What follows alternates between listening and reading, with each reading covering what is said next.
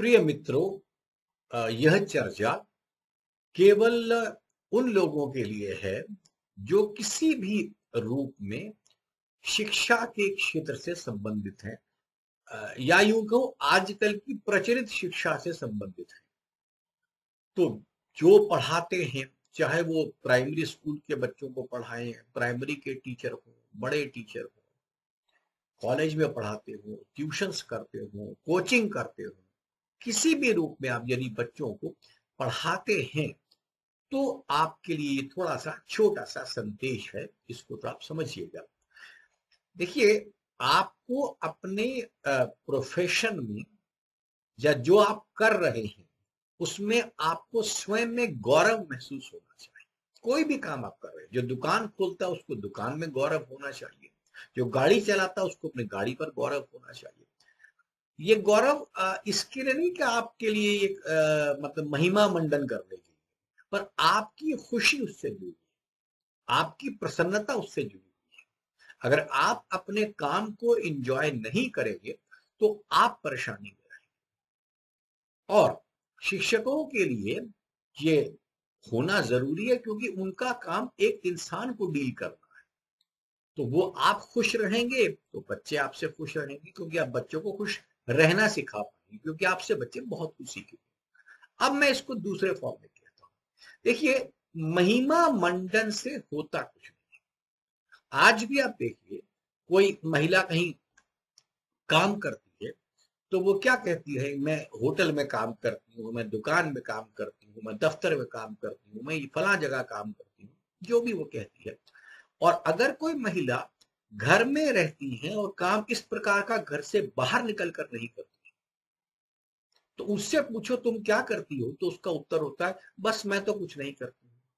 हालांकि अब महिमा मंडन के नाम पर आप कहते हैं वो नारी जी बड़ी शक्ति है, और ये मातृ शक्ति है, और ये घर संभालती है, और ये करती है और वो करती है, लेकिन उसको स्वयं पर गर्व ही नहीं है। आप कितना भी महिमा मंडन कर लीजिए, उसको स्वयं पर गर्व नहीं है, क्योंकि उसको समाज ने ये समझाया है कि जो महिला बाहर जाकर काम करती है बस वही काम होता है। यही काम अब क्यों लोगों की, जैसे किसान कम्युनिटी है, इनको क्यों लगता है हम कुछ नहीं कर रहे, क्योंकि लोगों ने इनको एक मतलब बहुत अलग समझा कि नहीं आप कुछ खास नहीं कर रहे हैं। इसमें समाज का बहुत बड़ा दोष रहा है, लेकिन फिर भी अब आप शिक्षक के रूप में समझिए। पहले तो आप समझिए कि शिक्षक में भी आपके पास कुछ चीजें आपको जाननी चाहिए। भारत जिस समय आजाद हुआ था, भारत की साक्षरता लगभग 12% थी। आज हमारी साक्षरता लगभग 78% है, 78।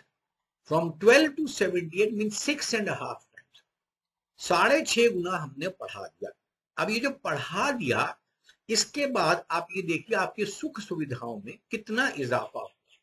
पिछले 50 वर्षों में हमारे सुख सुविधाओं में, हमारी गाड़ियों में, हमारे चलने फिरने में, हमारे कपड़े में, हमारे रहन सहन में कितना अधिक हमारी बेहतरी हुई है, इसको आप स्वयं देख सकते हैं। लेकिन इतने के बाद हमारे संबंधों में पहले जैसी मिठास नहीं रही है। तो क्या ये माना जाए कि पढ़ा कर हमने गलत किया? बस यहीं पर समझिए, मेरा ये अर्थ नहीं है। पढ़ाया है, पढ़कर हमने भौतिक सुख सुविधाएं पाई हैं, लेकिन अभी यात्रा शेष है, क्योंकि हमें अंत में सुखी होना है। हर व्यक्ति का धर्म है, उसका कर्म है, वो दुनिया में सुखी होने ही आया है। अब इसको थोड़ा शिक्षण से जोड़ते हैं। देखिए, हमारे पास एक होता है अध्यापक, जो अध्याय पढ़ाता है, और अध्याय कौन बताता है? अध्याय आपका पाठ्यक्रम बताता है। एक होता है शिक्षक, शिक्षक कुछ भी करेगा, वो शिक्षा देगा, शिक्षा किसी भी प्रकार की हो सकती है। एक होता है प्रशिक्षक, जो कि बेसिकली कौशल के रूप में ज्यादा चला जाता है, क्रिकेट पढ़ा करा रहा है, गाड़ी चलाना सिखा रहा है, वो प्रशिक्षक होते हैं। फिर एक होता है गुरु, तो गुरु आपके जीवन का वो अंधकार दूर करता है। अब इसमें तीनों में फर्क समझिए। हमारे टीचरों को, अध्यापकों को, कभी किसी ने गुरु पूर्णिमा पर हाथ जोड़ दिए, किसी ने चरण वंदना कर दी, किसी ने हैप्पी टीचर्स डे के ऊपर 4 बात जुमले बोल दिए, लेकिन उनको सुनने के बाद, जुमले को सुनने के बाद, गुरु पूर्णिमा पर आशीर्वाद देने के बाद, मन में, बहुत लोगों के मन में अभी वो प्रसन्नता नहीं होती जो होनी चाहिए। इसके लिए थोड़ा समझे। अध्यापक अध्याय पढ़ाएगा, शिक्षक कुछ भी सिखा सकता है, प्रशिक्षण कौशल के रूप में जाएगा, और गुरु उसका जीवन का अंधकार। अंधकार से क्या मतलब है? ये थोड़ी लाइट जला के देगा। अंधकार से मतलब उस बच्चे की सोचने समझने की क्षमता को विकसित करेगा। तो सोचने समझने की क्षमता या उसको आचरण देना आप कह दीजिए। आज की तारीख में ये सामान्य मतलब मॉडर्न साइंस मानने लगी है कि हमारा जो तथाकथित शिक्षा का स्तर जिसको हम शिक्षित बोलते हैं, जो 12 से 78% हो गया है, उसमें मार्किंग स्कीम बहुत बड़ी बात है। तो मार्किंग हमारे पास तो चार पहलू बताए गए। एक तो मार्क्स जिसके ऊपर नंबर हमारे आ जाते हैं, मार्क्स उसको कहते हैं। दूसरा हमारे पास होता है उसका स्किल, आपको स्किल क्यों आता है कुछ काम करने का। तीसरा हमारा आता है एटीट्यूड। ये तीन चीजें हमारे एजुकेशन सिस्टम के लिए जरूरी बताए। चौथा जिसमें इन सब का निचोड़ है उसको कहा जाता है वैल्यू सिस्टम। तो वैल्यू सिस्टम, हमारी वैल्यूज जैसे बदल जाते हैं, तो शिक्षक के पास ये काम है कि वो वैल्यू सिस्टम पर काम करे। अब वैल्यू सिस्टम पर काम करने के लिए सबसे पहले आपको स्वयं में गर्व होना चाहिए कि मैं जो कर रहा हूं अच्छा कर रहा हूं। अगर आपके पास स्वयं पर गर्व नहीं है तो आप क्या बताएंगे? अब इसको दूसरे फॉर्म से देखिए। देखिए, आप किसी भी मत मतांतर धर्म संप्रदाय को बिलोंग करके हो, हर संप्रदाय में ये तो है कि बुरा करोगे तो बुरा मिलेगा, अच्छा करोगे अच्छा मिलेगा, जैसी करनी वैसी भरनी, जैसा बोगे वैसा काटोगे, ऐसे बहुत से नाम आपको हर परंपरा ने दिए। अब ये समझिए, जो शिक्षा में जो पढ़ा रहा है, जो पढ़ा रहा है वो क्या पढ़ा रहा है? पहली बात, आप जिसको पढ़ा रहे हैं वो एक इंसान के बच्चे को पढ़ा रहे हैं, एक मानव को पढ़ा रहे हैं। मतलब आप पढ़ा रहे हैं, और पढ़ने के लिए आपको क्या होना पड़ेगा? मैं इसको अध्यात्म में एक दूसरे श्रेणी पे लेके जाता हूं, क्योंकि जो किया वो आपको मिलना है। तो कम से कम अपनी मान्यता में आप ये तो मान ही लें कि अगर आप शिक्षक हैं, अच्छे हैं बुरे हैं वो दूसरी बात है, लेकिन अगर आप शिक्षा दे रहे हैं तो आपको कम से कम भारतीय सनातन संस्कारों के लिहाज से आपका अगला जन्म मनुष्य का तो पक्का हो गया। क्योंकि आपको अगले जन्म में, क्योंकि शिक्षा दी है, आपको शिक्षा मिलनी है, और मिलेगी तब जब आप मानव के रूप में जन्म लेंगे। तो जो आप कहते रहे 84 लाख योनियां हैं, ये है वो है, लेकिन आप ये समझिए, अगर आप उस थ्योरी को मानते हैं तो सबसे पहली बात, आपका मानव जन्म जन्म तो निश्चित रूप से निर्धारित हो गया। तो इसमें आपको अपने आप को समझना चाहिए कि मैं बच्चे को जो पढ़ा रहा हूं वो बच्चे के लिए तो पढ़ा रहा हूं। सिर्फ सैलरी है, हाँ ठीक है, माना सैलरी बहुत बड़ा इंपॉर्टेंट टूल है। आपसे कम कैलिबर का आदमी किसी दूसरे स्कूल में या कोचिंग में ज्यादा कमा सकता है, आपसे ज्यादा कैलिबर वाला कम कमा सकता है, ये उदाहरण मिलेंगे। और इसमें कोई मनाही नहीं है। आप आगे बढ़ने के लिए, हायर सैलरी के लिए, ज्यादा फाइनेंशियल गेन के लिए आप काम करें, इसमें कोई बुराई नहीं है। लेकिन फिलहाल जो आपको मिल रहा है तो आप कम से कम उसमें इस रूप में तो गौरवान्वित महसूस कर ही सकते हैं कि आपके पास जो भी पोजीशन है, जो भी पोजीशन है, आप कम से कम एक मानव को ट्रेन कर रहे हैं। और मानव को ट्रेन करने का मतलब आप अगले जन्म में मानव तो बनेंगे। दूसरा, एक मानव को ट्रेन करने के नाते आपका जो डीलिंग है वो एक इंसान से। अब वो इंसान, इसके साथ आपकी बहुत बड़ी रिस्पॉन्सिबिलिटी भी आ जाती है, जिम्मेवारी भी आ जाती है, क्योंकि आपके हर आचरण से बच्चे को फर्क पड़ेगा। ये बात माँ बाप के लिए भी जरूरी है, अपनी औलाद के लिए वो समझे। लेकिन कई बार माँ बाप नहीं कर पाते हैं। आज के माँ बाप एक बहाना मार देते हैं, हालांकि मैं उसके फेवर में नहीं हूं कि हमारे पास तो टाइम नहीं है जी हम बच्चे के लिए सिर्फ फीस दे सकते हैं।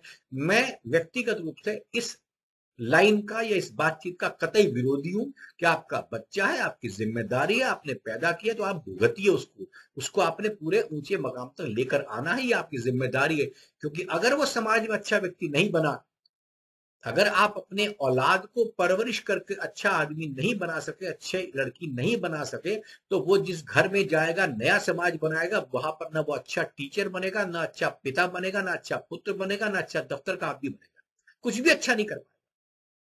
आचरण का बड़ा होना बहुत जरूरी है। एक आदमी बहुत अधिक क्वालिफाइड है, बहुत ज्यादा पढ़ लिख गया, लेकिन वो आचरण में कमजोर है, इसका उदाहरण आपको बहुत मिल जाएंगे। और ये रिसेंटली आपने कोरोना में देख लिया है, उदाहरण मिल चुके हैं आपको। बहुत अच्छा डॉक्टर हो सकता है, लेकिन आचरण के रूप से वो कमजोर हो सकता है। तो आचरण तो आपको लाना पड़ेगा। तो आचरण व्यक्ति से ही मिल सकता है। अभी पीछे एक जगह पर मैं था, वहां पर सरोगेटेड मदर की बात हुई। कि जी किराए की कोख ले आएंगे। तो मैंने उनको ये कहा, मैंने कहा किराए की कोख तो मिल जाएगी, लेकिन किराए का आचरण नहीं मिलता है। जो माँ जिस बच्चे को जन्म देगी उसके लिए बच्चे का आचरण, जो माँ से जुड़ना है, वो आचरण कहाँ से लाओ? तो आचरण की शिक्षा बहुत बड़ी बात है। आप स्वयं, मैं ये नहीं कह रहा कि आप ये समझिए कि मैं ही दुनिया का सबसे बड़ा टीचर हूं, मेरे नीचे मैंने गलत काम नहीं किया, आपसे भी हुए हैं, कोई बड़ी बात नहीं, हम मानव हैं। लेकिन आप जिस दौर में घुस रहे हैं क्लास में, आपके सोचने का ढंग थोड़ा बदल। आप क्लास में जा रहे हैं, एक तरीका है, मैं आज आ गया हूँ फलां स्कूल में, मेरी आज ड्यूटी है, मैं 8 बजे आ गया हूँ, दोपहर 2 बजे जाऊंगा, मेरी आज की सैलरी पक्की हो गई, मैंने इतना काम कर दिया। तो ये एक तरीका हो सकता है, बिल्कुल ठीक है, इसमें कोई बुराई नहीं है, आपकी सैलरी पक्की होगी। लेकिन जब आप क्लास में घुसे तो ये सोच करके, जो भी आपका अल्लाह है, भगवान है, राम है, जिसको भी आप मानते हैं, हे भगवान मुझे एक मौका मिला है कि मैं अपने कौम के, अपने समाज के 20 बच्चे मेरे पास हैं, तो मैं इनको कम से कम ऐसा कर सकूं ये कल से आज बेहतर हो जाए। हमारे यहाँ दुर्भाग्य से बात यह है कि बच्चे की परफॉर्मेंस को नापने का तरीका वो 3 घंटे साल के बाद आता है। और मैं अभिभावकों से भी ये कहता हूँ, शिक्षकों से भी ये कहता हूं कि आप अपने बच्चे को ये सिखाइए कि तुम कल से आज बेहतर हो। बस आप स्वयं जीवन में भी सोचिए, कल से आप बेहतर हैं कि नहीं है। अगर कल से बेहतर नहीं है तो आपकी कमी है, आज से अगले आने वाला कल और बेहतर होगा। बस रोज ये बेहतरी की तरफ जाइए। आप क्लास में घुस रहे हैं, जो लोग हैं वो मन में सोच के, हे भगवान तूने मुझे ऐसा मौका दिया है, मैं इन बच्चों के जीवन में कुछ उजाला ला सकूं। जो मुसलमान भाई हैं, मुसलमान बहनें हैं, वो वुजू करके अंदर जाए, अल्लाह तूने मुझे ऐसा मौका दिया है, ये मौका हर एक को नहीं नसीब होता, क्योंकि काम तो करना है ना। लेकिन इस पर अपने आप को अगर आप डिग्रेडेड महसूस करेंगे तो आप न आचरण बना पाएंगे, न आचरण आपका स्वयं का होगा, और उसमें सबसे बड़े नुकसान के भागीदार आप होंगे, क्योंकि आप स्वयं खुश नहीं होंगे। और अगर आप स्वयं खुश नहीं होंगे तो बच्चों को क्या खुशियां देंगे, और क्या बच्चों को खुश रहना सिखा पाएंगे। तो यही मेरी विनती है, जो भी जिस एजुकेशन फील्ड में है, कम से कम अपने आप को ये माने कि आपका अगला जन्म मानव का निश्चित है और आप आगे बढ़ने वाले हैं। बस इस फीलिंग के साथ आगे चलिए, बाकी भविष्य किसने क्या है उसको आप, वो समय के साथ आप पैसा भी कमाएंगे, आगे भी बढ़ेंगे, सब पर चलेगा। मेरी शुभकामनाएं आपके साथ है। धन्यवाद।